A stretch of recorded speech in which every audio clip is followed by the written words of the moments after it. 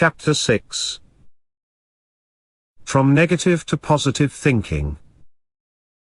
Technological Rationality, and the Logic of Domination. In the social reality, despite all change, the domination of man by man is still a historical continuum that links pre-technological and technological reason. However, the society which projects and undertakes the technological transformation of nature alters the base of domination by gradually replacing personal dependence, of the slave on the master, the serf on the lord of the manor, the lord on the donor of the fief, etc., with dependence on the objective order of things, on economic laws, the market, etc.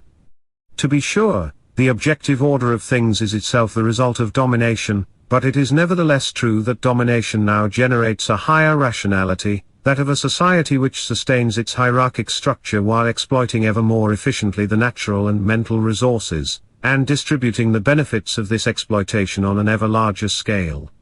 The limits of this rationality, and its sinister force, appear in the progressive enslavement of man by a productive apparatus which perpetuates the struggle for existence and extends it to a total international struggle, which ruins the lives of those who build and use this apparatus. At this stage, it becomes clear that something must be wrong with the rationality of the system itself. What is wrong is the way in which men have organized their societal labor. This is no longer in question at the present time when, on the one side, the great entrepreneurs themselves are willing to sacrifice the blessings of private enterprise and free competition to the blessings of government orders and regulations, while, on the other side, socialist construction continues to proceed, through progressive domination. However, the question cannot come to rest here. The wrong organization of society demands further explanation in view of the situation of advanced industrial society, in which the integration of the formerly negative, and transcending social forces with the established system seems to create a new social structure. This transformation of negative into positive opposition points up the problem. The wrong organization, in becoming totalitarian on internal grounds, refutes the alternatives. Certainly it is quite natural, and does not seem to call for an explanation in depth, that the tangible benefits of the system are considered worth defending, especially in view of the repelling force of present-day communism which appears to be the historical alternative. But it is natural only to a mode of thought and behavior which is unwilling and perhaps even incapable of comprehending what is happening and why it is happening, a mode of thought and behavior which is immune against any other than the established rationality. To the degree to which they correspond to the given reality, thought and behavior express a false consciousness, responding to and contributing to the preservation of a false order of facts. And this false consciousness has become embodied in the prevailing technical apparatus which in turn reproduces it. We live and die rationally and productively.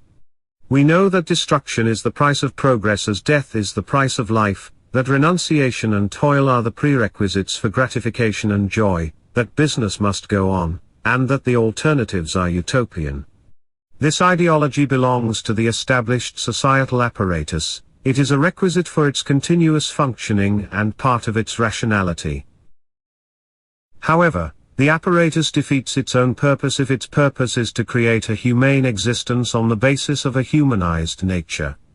And if this is not its purpose, its rationality is even more suspect.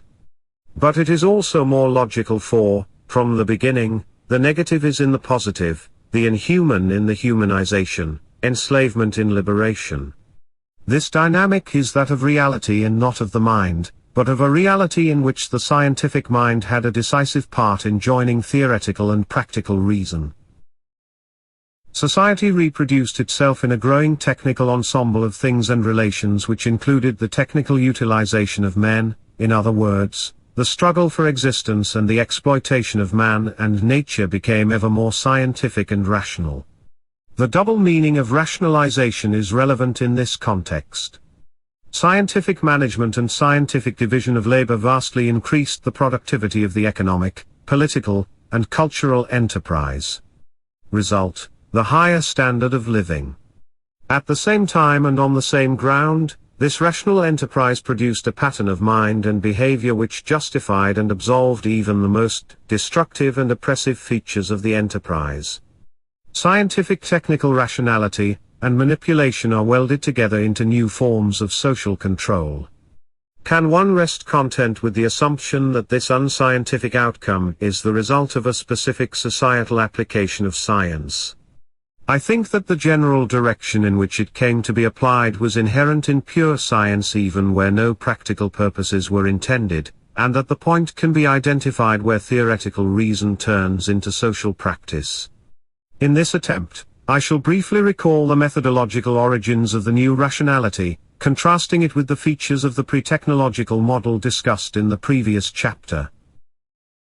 The quantification of nature, which led to its explication in terms of mathematical structures, separated reality from all inherent ends and, consequently, separated the true from the good, science from ethics. No matter how science may now define the objectivity of nature and the interrelations among its parts, it cannot scientifically conceive it in terms of final causes. And no matter how constitutive may be the role of the subject as point of observation, measurement, and calculation, this subject cannot play its scientific role as ethical or aesthetic or political agent. The tension between reason on the one hand, and the needs and wants of the underlying population, which has been the object but rarely the subject of reason, on the other, has been there from the beginning of philosophic and scientific thought. The nature of things, including that of society, was so defined as to justify repression and even suppression as perfectly rational. True knowledge and reason demand domination over, if not liberation from, the senses. The union of logos and eros led already in Plato to the supremacy of logos. In Aristotle, the relation between the god and the world moved by him is erotic only in terms of analogy. Then the precarious ontological link between logos and eros is broken, and scientific rationality emerges as essentially neutral. What nature, including man, may be striving for is scientifically rational only in terms of the general laws of motion, physical, chemical, or biological. Outside this rationality, one lives in a world of values, and values separated out from the objective reality become subjective. The only way to rescue some abstract and harmless validity for them seems to be a metaphysical sanction, divine and natural law. But such sanction is not verifiable and thus not really objective. Values may have a higher dignity, morally and spiritually, but they are not real and thus count less in the real business of life, the less so the higher they are elevated above reality. The same derealization affects all ideas which, by their very nature, cannot be verified by scientific method. No matter how much they may be recognized, respected, and sanctified, in their own right, they suffer from being non-objective. But precisely their lack of objectivity makes them into factors of social cohesion. Humanitarian, religious, and moral ideas are only ideal, they don't disturb unduly the established way of life, and are not invalidated by the fact that they are contradicted by a behavior dictated by the daily necessities of business and politics. If the good and the beautiful, peace and justice cannot be derived either from ontological or scientific rational conditions, they cannot logically claim universal validity and realization. In terms of scientific reason, they remain matters of preference, and no resuscitation of some kind of Aristotelian or Thomistic philosophy can save the situation, for it is a priori refuted by scientific reason. The unscientific character of these ideas fatally weakens the opposition to the established reality. The ideas become mere ideals, and their concrete, critical content evaporates into the ethical or metaphysical atmosphere. Paradoxically, however, the objective world, left equipped only with quantifiable qualities, comes to be more and more dependent in its objectivity on the subject. This long process begins with the algebraization of geometry, which replaces visible geometric figures with purely mental operations. It finds its extreme form in some conceptions of contemporary scientific philosophy, according to which all matter of physical science tends to dissolve in mathematical or logical relations. The very notion of an objective substance, pitted against the subject, seems to disintegrate. From very different directions, scientists and philosophers of science arrive at similar hypotheses on the exclusion of particular sorts of entities. For example, physics does not measure the objective qualities of the external and material world, these are only the results obtained by the accomplishment of such operations. Objects continue to persist only as convenient intermediaries, as obsolescent cultural posits. The density and opacity of things evaporate, the objective world loses its objectionable character, its opposition to the subject. Short of its interpretation in terms of Pythagorean Platonic metaphysics, the mathematized nature, the scientific reality appears to be ideational reality. These are extreme statements, and they are rejected by more conservative interpretations, which insist that propositions in contemporary physics still refer to physical things. But the physical things turn out to be physical events, and then the propositions refer to, and refer only to, attributes and relationships that characterize various kinds of physical things and processes. Max Born states, "The theory of relativity has never abandoned all attempts to assign properties to matter. But often a measurable quantity is not a property of a thing, but a property of its relation to other things. Most measurements in physics are not directly concerned with the things which interest us, but with some kind of projection, the word taken in the widest possible sense." And W. Heisenberg. Was wir mathematisch festlegen, ist nur zum kleinen Teil ein Objektivsfaktum, zum größeren Teil eine Übersicht über Möglichkeiten. What we establish mathematically is objective fact only in small part, in larger part it is a survey of possibilities. Now events, relations, projections, possibilities can be meaningfully objective only for a subject, not only in terms of observability and measurability, but in terms of the very structure of the event or relationship. In other words, the subject here involved is a constituting one, that is, a possible subject for which some data must be, or can be conceivable as event or relation. If this is the case, Reichenbach's statement would still hold true, that propositions in physics can be formulated without reference to an actual observer, and the disturbance by means of observation is due, not to the human observer, but to the instrument as physical thing. To be sure, we may assume that the equations established by mathematical physics express, formulate, the actual constellation of atoms, i.e., the objective structure of matter. Regardless of any observing and measuring outside subject, A may include B, precede B, result in B. B may be between C, larger than C, etc. It would still be true that these relations imply location, distinction, and identity in the difference of A, B, C.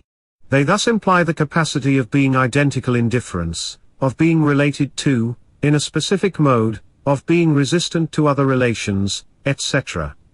Only this capacity would be in matter itself, and then matter itself would be objectively of the structure of mind, an interpretation which contains a strong idealistic element.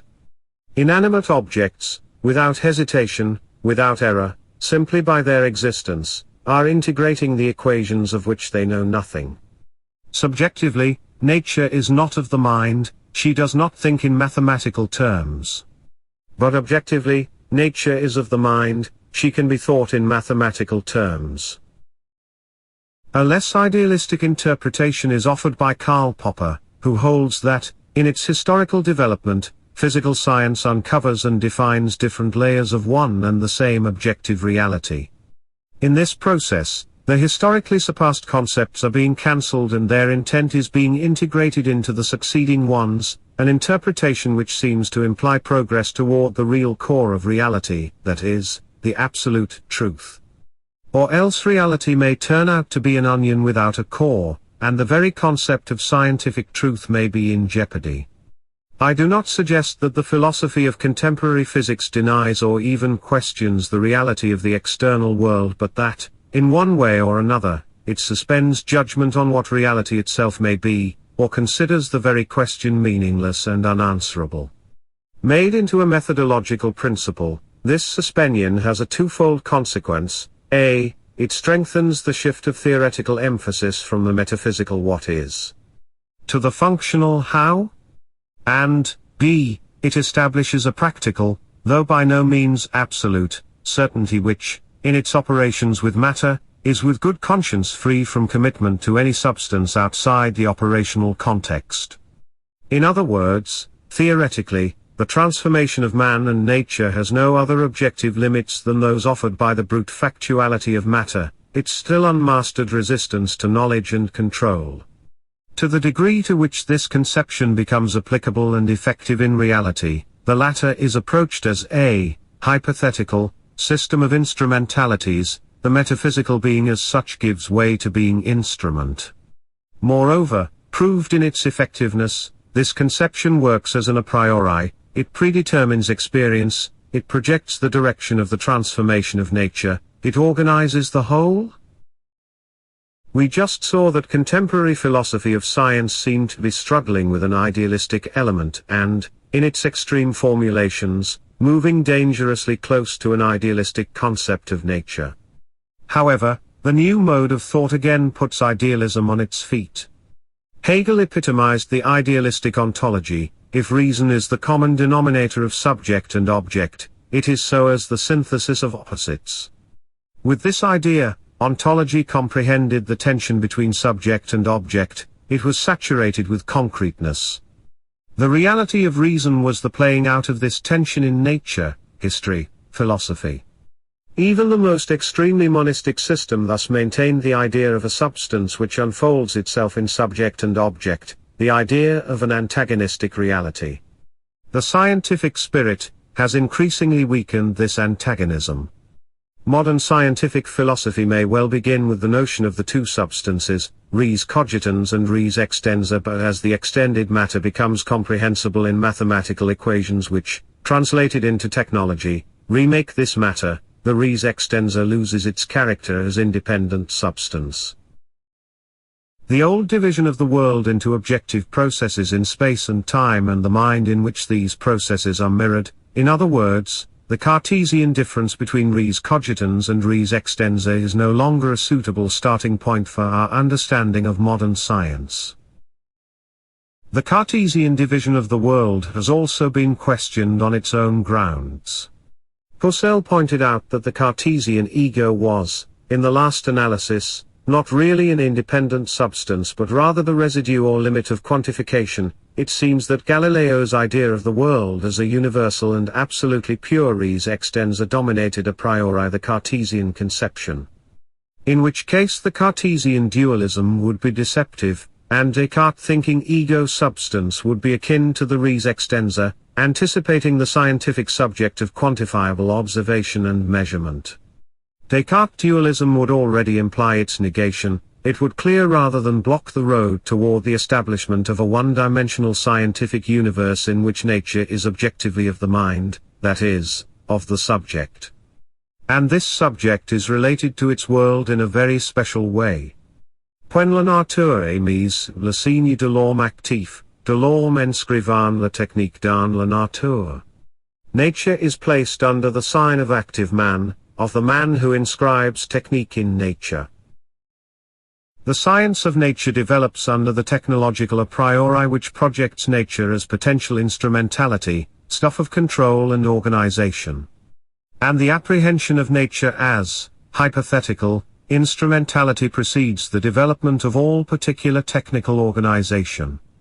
Modern man takes the entirety of being as raw material for production and subjects the entirety of the object world to the sweep and order of production, Herstellen. The use of machinery, and the production of machines is not technics itself but merely an adequate instrument for the realization, Einrichtung of the essence of technics in its objective raw material. The technological a priori is a political a priori inasmuch as the transformation of nature involves that of man, and inasmuch as the man-made creations issue from and re-enter a societal ensemble. One may still insist that the machinery of the technological universe is as such indifferent towards political ends it can revolutionize or retard a society. An electronic computer can serve equally a capitalist or socialist administration, a cyclotron can be an equally efficient tool for a war party or a peace party. This neutrality is contested in Marx's controversial statement that the hand mill gives you society with the feudal lord, the steam mill society with the industrial capitalist. And this statement is further modified in Marxian theory itself: the social mode of production, not techniques, is the basic historical factor. However, when techniques becomes the universal form of material production, it circumscribes an entire culture, it projects a historical totality, a world. Can we say that the evolution of scientific method merely reflects the transformation of natural into technical reality in the process of industrial civilization?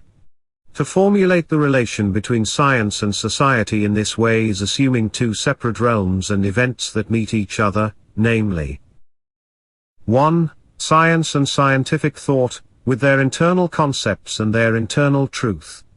And 2. The use and application of science in the social reality. In other words, no matter how close the connection between the two developments may be, they do not imply and define each other. Pure science is not applied science, it retains its identity and validity apart from its utilization. Moreover, this notion of the essential neutrality of science is also extended to techniques. The machine is indifferent toward the social uses to which it is put, provided those uses remain within its technical capabilities. In view of the internal instrumentalist character of scientific method, this interpretation appears inadequate. A closer relationship seems to prevail between scientific thought and its application, between the universe of scientific discourse and that of ordinary discourse and behavior, a relationship in which both move under the same logic and rationality of domination. In a paradoxical development, the scientific efforts to establish the rigid objectivity of nature led to an increasing dematerialization of nature. The idea of infinite nature existing as such, this idea that we have to give up, is the myth of modern science. Science has started out by destroying the myth of the Middle Ages. And now science is forced by its own consistency to realize that it has merely raised another myth instead. The process which begins with the elimination of independent substances and final causes arrives at the ideation of objectivity. But it is a very specific ideation, in which the object constitutes itself in a quite practical relation to the subject. And what is matter? In atomic physics, matter is defined by its possible reactions to human experiments, and by the mathematical, that is, intellectual, laws it obeys. We are defining matter as a possible object of man's manipulation. And if this is the case, then science has become in itself technological. Pragmatic science has the view of nature that is fitting for a technical age. To the degree to which this operationalism becomes the center of the scientific enterprise, rationality assumes the form of methodical construction, organization and handling of matter as the mere stuff of control, as instrumentality which lends itself to all purposes and ends instrumentality per se, in itself. The correct attitude toward instrumentality is the technical approach, the correct logos is technology, which projects and responds to a technological reality. In this reality, matter as well as science is neutral, objectivity has neither a telos in itself nor is it structured toward a telos. But it is precisely its neutral character which relates objectivity to a specific historical subject, namely, to the consciousness that prevails in the society by which and for which this neutrality is established. It operates in the very abstractions which constitute the new rationality as an internal rather than external factor. Pure and applied operationalism, theoretical and practical reason, the scientific and the business enterprise execute the reduction of secondary to primary qualities, quantification and abstraction from particular sorts of entities. True, the rationality of pure science is value-free and does not stipulate any practical ends. It is neutral to any extraneous values that may be imposed upon it. But this neutrality is a positive character. Scientific rationality makes for a specific societal organization precisely because it projects mere form, or mere matter, here, the otherwise opposite terms converge, which can be bent to practically all ends. Formalization and functionalization are, prior to all application, the pure form of a concrete societal practice. While science freed nature from inherent ends and stripped matter of all but quantifiable qualities, society freed men from the natural hierarchy of personal dependence and related them to each other in accordance with quantifiable qualities, namely, as units of abstract labor power, calculable in units of time. By virtue of the rationalization of the modes of labor, the elimination of qualities is transferred from the universe of science to that of daily experience. Between the two processes of scientific and societal quantification, is there parallelism and causation, or is their connection simply the work of sociological hindsight? The preceding discussion proposed that the new scientific rationality was in itself, in its very abstractness and purity, operational inasmuch as it developed under an instrumentalist horizon. Observation and experiment, the methodical organization and coordination of data, propositions, and conclusions never proceed in an unstructured, neutral, theoretical space. The project of cognition involves operations on objects, or abstractions from objects which occur in a given universe of discourse and action. Science observes, calculates, and theorizes from a position in this universe. The stars which Galileo observed were the same in classical antiquity, but the different universe of discourse and action, in short, the different social reality, opened the new direction and range of observation, and the possibilities of ordering the observed data. I am not concerned here with the historical relation between scientific and societal rationality in the beginning of the modern period. It is my purpose to demonstrate the internal instrumentalist character of this scientific rationality by virtue of which it is a priori technology, and the a priori of a specific technology, namely, technology as form of social control and domination. Modern scientific thought, inasmuch as it is pure, does not project particular practical goals nor particular forms of domination. However, there is no such thing as domination per se. As theory proceeds, it abstracts from, or rejects, a factual teleological context, that of the given, concrete universe of discourse and action. It is within this universe itself that the scientific project occurs or does not occur, that theory conceives or does not conceive the possible alternatives, that its hypotheses subvert or extend the pre-established reality. The principles of modern science were a priori structured in such a way that they could serve as conceptual instruments for a universe of self-propelling, productive control. Theoretical operationalism came to correspond to practical operationalism. The scientific method which led to the ever more effective domination of nature thus came to provide the pure concepts as well as the instrumentalities for the ever more effective domination of man by man through the domination of nature. Theoretical reason, remaining pure and neutral, entered into the service of practical reason. The merger proved beneficial to both. Today, domination perpetuates and extends itself not only through technology but as technology, and the latter provides the great legitimation of the expanding political power, which absorbs all spheres of culture. In this universe, technology also provides the great rationalization of the unfreedom of man and demonstrates the technical impossibility of being autonomous, of determining one's own life. For this unfreedom appears neither as irrational nor as political, but rather as submission to the technical apparatus which enlarges the comforts of life, and increases the productivity of labor. Technological rationality thus protects rather than cancels the legitimacy of domination, and the instrumentalist horizon of reason opens on a rationally totalitarian society. On pourrait nommer philosophie autocratique des techniques celle qui prend l'ensemble technique, comme un lieu où l'on utilise les machines pour obtenir de la puissance. La machine est seulement un moyen. La fin est la conquête de la nature, la domestication des forces naturelles au moyen d'un premier asservissement, la machine est un esclave qui sert à faire d'autres esclaves. Une pareille inspiration dominatrice et esclavagiste peut se rencontrer avec une requête de liberté pour l'homme. Mais il est difficile de se libérer en transférant l'esclavage sur d'autres êtres, orm, animaux ou machine. Régner sur un peuple de machine à service en le monde entier, c'est encore régner, et tout règne suppose l'acceptation des schèmes d'asservissement. One might call autocratic a philosophy of technics which takes the technical whole as a place where machines are used to obtain power. The machine is only a means, the end is the conquest of nature, the domestication of natural forces through a primary enslavement. The machine is a slave which serves to make other slaves. Such a domineering and enslaving drive may go together with the quest for human freedom.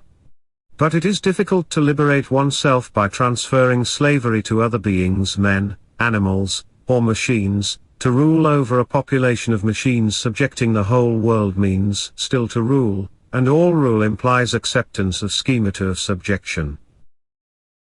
The incessant dynamic of technical progress has become permeated with political content, and the logos of technics has been made into the logos of continued servitude. The liberating force of technology, the instrumentalization of things, turns into a fetter of liberation, the instrumentalization of man. This interpretation would tie the scientific project, method and theory, prior to all application and utilization, to a specific societal project, and would see the tie precisely in the inner form of scientific rationality, i.e., in the functional character of its concepts. In other words, the scientific universe, that is, not the specific propositions on the structure of matter, energy, their interrelation, etc., but the projection of nature as quantifiable matter, as guiding the hypothetical approach to, and the mathematical logical expression of, objectivity, would be the horizon of a concrete societal practice which would be preserved in the development of the scientific project.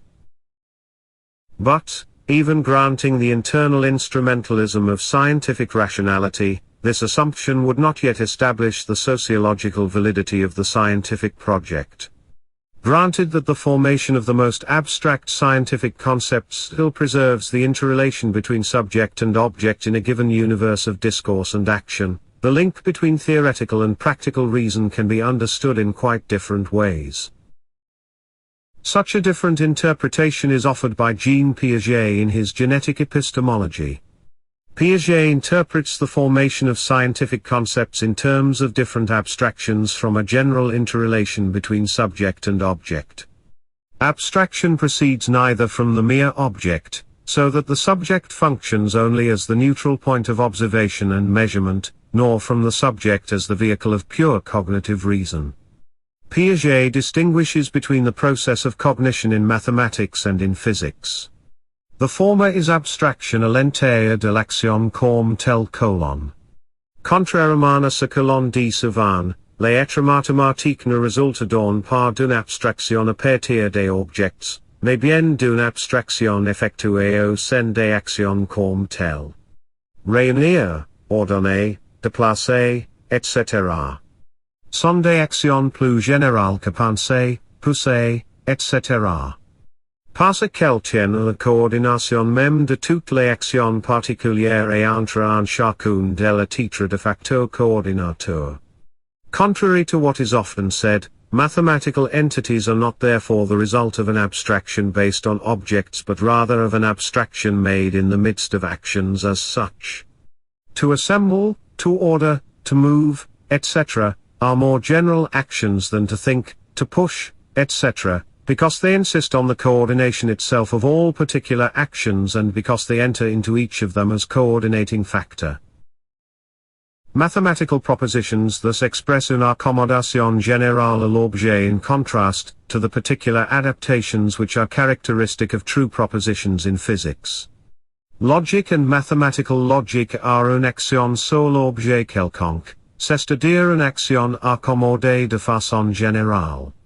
And this action is of general validity inasmuch as cette abstraction ou différenciation porte jusqu'au sein des coordinations héréditaires, puisque les mécanismes coordinateurs de l'action tiennent toujours, en leur source, à des coordinations réflexes et instinctives. This abstraction or differentiation extends to the very center of hereditary coordinations because the coordinating mechanisms of the action are always attached, at their source, to coordinations by reflex and instinct.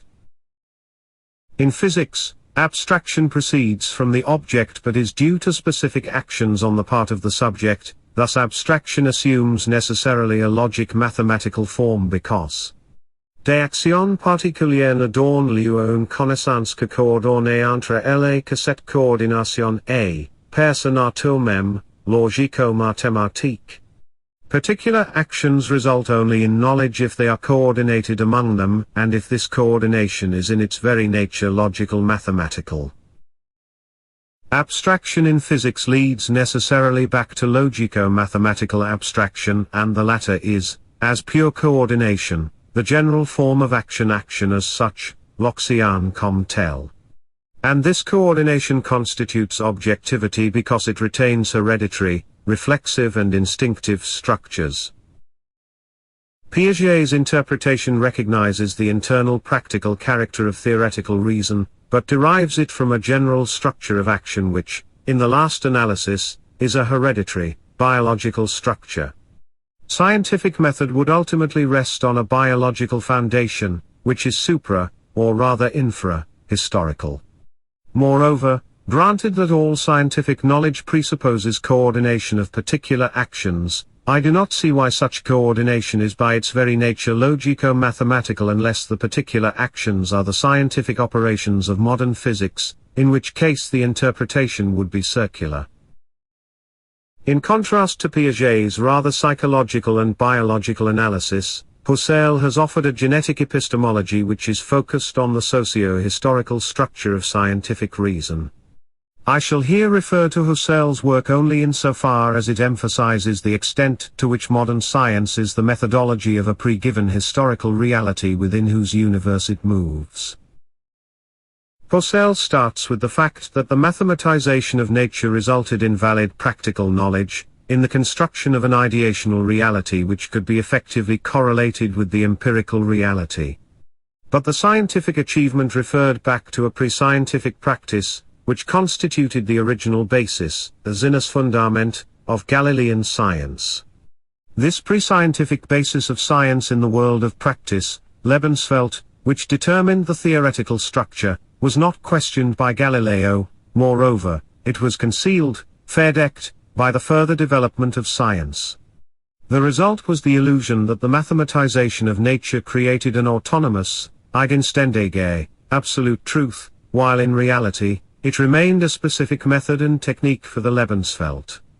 The ideational veil, Ideenkleid, of mathematical science is thus a veil of symbols which represents and at the same time masks, vertritt and verkleidet, the world of practice.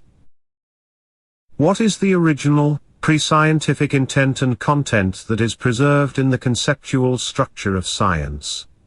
Measurement in practice discovers the possibility of using certain basic forms, shapes, and relations, which are universally available as identically the same, for exactly determining, and calculating empirical objects and relations.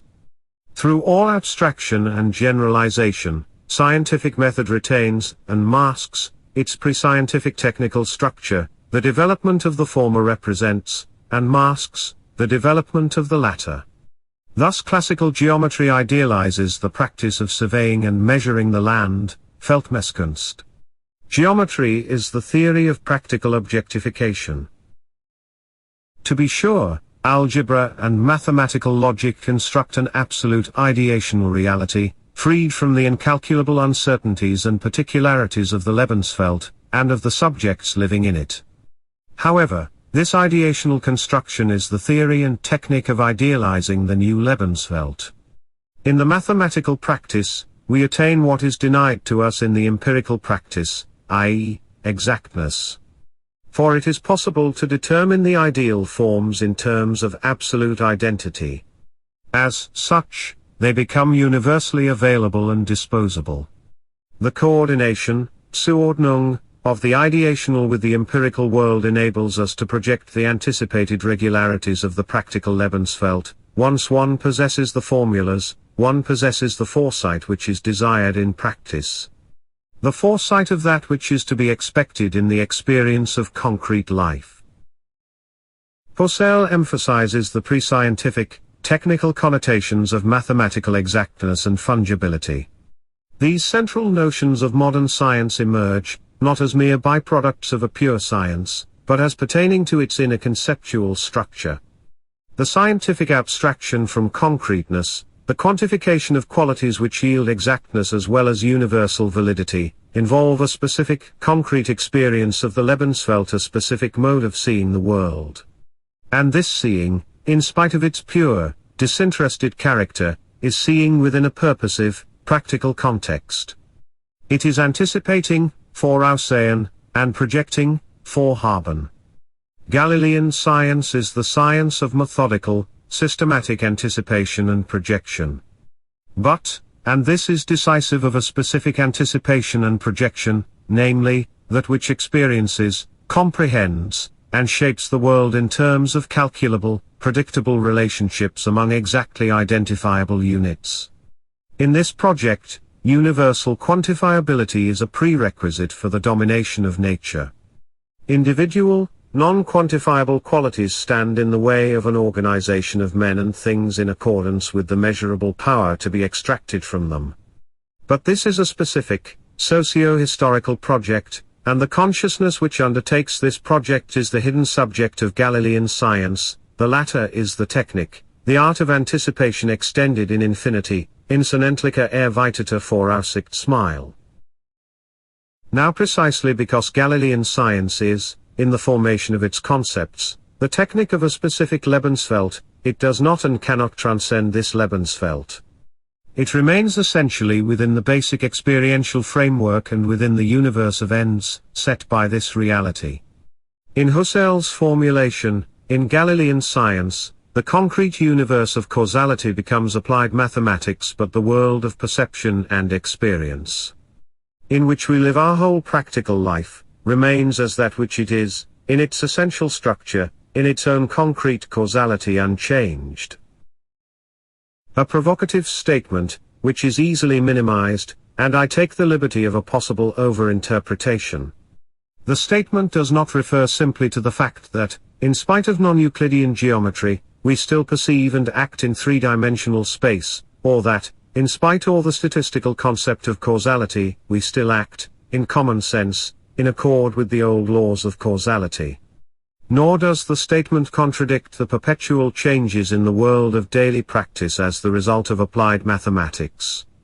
Much more may be at stake, namely, the inherent limit of the established science and scientific method, by virtue of which they extend, rationalize, and ensure the prevailing Lebenswelt without altering its existential structure, that is, without envisaging a qualitatively new mode of seeing and qualitatively new relations between men and between man and nature. With respect to the institutionalized forms of life, science, pure as well as applied, would thus have a stabilizing, static, conservative function. Even its most revolutionary achievements would only be construction and destruction in line with a specific experience and organization of reality. The continuous self-correction of science, the revolution of its hypotheses which is built into its method, itself propels and extends the same historical universe, the same basic experience. It retains the same formal a priori, which makes for a very material, practical content. Far from minimizing the fundamental change which occurred with the establishment of Galilean science, Husserl's interpretation points up the radical break with the pre-Galilean tradition. The instrumentalist horizon of thought was indeed a new horizon. It created a new world of theoretical and practical reason, but it has remained committed to a specific historical world which has its evident limits, in theory as well as in practice, in its pure as well as applied methods. The preceding discussion seems to suggest not only the inner limitations and prejudices of scientific method but also its historical subjectivity. Moreover, it seems to imply the need for some sort of qualitative physics, revival of teleological philosophies, etc. I admit that this suspicion is justified, but at this point, I can only assert that no such obscurantist ideas are intended. No matter how one defines truth and objectivity, they remain related to the human agents of theory and practice, and to their ability to comprehend and change their world. This ability in turn depends on the extent to which matter, whatever it may be, is recognized and understood as that which it is itself in all particular forms. In these terms, contemporary science is of immensely greater objective validity than its predecessors. One might even add that, at present, the scientific method is the only method that can claim such validity. The interplay of hypotheses and observable facts validates the hypotheses and establishes the facts. The point which I am trying to make is that science, by virtue of its own method and concepts, has projected and promoted a universe in which the domination of nature has remained linked to the domination of man, a link which tends to be fatal to this universe as a whole. Nature, scientifically comprehended and mastered, reappears in the technical apparatus of production and destruction which sustains and improves the life of the individuals while subordinating them to the masters of the apparatus. Thus the rational hierarchy merges with the social one. If this is the case, then the change in the direction of progress, which might sever this fatal link, would also affect the very structure of science, the scientific project. Its hypotheses, without losing their rational character, would develop in an essentially different experimental context, that of a pacified world. Consequently, science would arrive at essentially different concepts of nature and establish essentially different facts. The rational society subverts the idea of reason. I have pointed out that the elements of this subversion, the notions of another rationality, were present in the history of thought from its beginning. The ancient idea of a state where being attains fulfillment, where the tension between is and ought is resolved in the cycle of an eternal return, partakes of the metaphysics of domination. But it also pertains to the metaphysics of liberation, to the reconciliation of logos and eros. This idea envisages the coming to rest of the repressive productivity of reason, the end of domination in gratification. The two contrasting rationalities cannot simply be correlated with classical and modern thought respectively, as in John Dewey's formulation from contemplative enjoyment to active manipulation and control, and from knowing as an aesthetic enjoyment of the properties of nature, to knowing as a means of secular control. Classical thought was sufficiently committed to the logic of secular control, and there is a sufficient component of indictment and refusal in modern thought to vitiate John Dewey's formulation. Reason, as conceptual thought and behavior, is necessarily mastery, domination. Logos is law, rule, order by virtue of knowledge. In subsuming particular cases under a universal, in subjecting it to their universal, thought attains mastery over the particular cases. It becomes capable not only of comprehending but also of acting upon them, controlling them. However, while all thought stands under the rule of logic, the unfolding of this logic is different in the various modes of thought. Classical formal and modern symbolic logic, transcendental and dialectical logic, each rules over a different universe of discourse and experience. They all developed within the historical continuum of domination to which they pay tribute. And this continuum bestows upon the modes of positive thinking their conformist and ideological character, upon those of negative thinking their speculative and utopian character. By way of summary, we may now try to identify more clearly the hidden subject of scientific rationality and the hidden ends in its pure form. The scientific concept of a universally controllable nature projected nature as endless matter in function, the mere stuff of theory and practice. In this form, the object world entered the construction of a technological universe, a universe of mental and physical instrumentalities, means in themselves. Thus it is a truly hypothetical system, depending on a validating and verifying subject. The processes of validation and verification may be purely theoretical ones, but they never occur in a vacuum and they never terminate in a private, individual mind. The hypothetical system of forms and functions becomes dependent on another system, a pre-established universe of ends, in which and for which it develops. What appeared extraneous, foreign to the theoretical project, shows forth as part of its very structure, method and concepts. Pure objectivity reveals itself as object for a subjectivity which provides the telos, the ends. In the construction of the technological reality, there is no such thing as a purely rational scientific order. The process of technological rationality is a political process. Only in the medium of technology, man and nature become fungible objects of organization. The universal effectiveness and productivity of the apparatus under which they are subsumed veil the particular interests that organize the apparatus. In other words, technology has become the great vehicle of reification in its most mature and effective form. The social position of the individual and his relation to others appear not only to be determined by objective qualities and laws, but these qualities and laws seem to lose their mysterious and uncontrollable character. They appear as calculable manifestations of scientific rationality. The world tends to become the stuff of total administration, which absorbs even the administrators. The web of domination has become the web of reason itself, and this society is fatally entangled in it. And the transcending modes of thought seem to transcend reason itself. Under these conditions, scientific thought, scientific in the larger sense, as opposed to muddled, metaphysical, emotional, illogical thinking, outside the physical sciences assumes the form of a pure and self-contained formalism, symbolism, on the one hand, and a total empiricism on the other. The contrast is not a conflict. See the very empirical application of mathematics and symbolic logic in electronic industries. In relation to the established universe of discourse and behavior, non-contradiction and non-transcendence is the common denominator.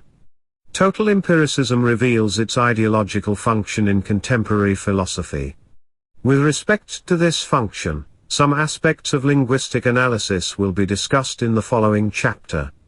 This discussion is to prepare the ground for the attempt to show the barriers which prevent this empiricism from coming to grips with reality, and establishing, or rather re-establishing, the concepts which may break these barriers.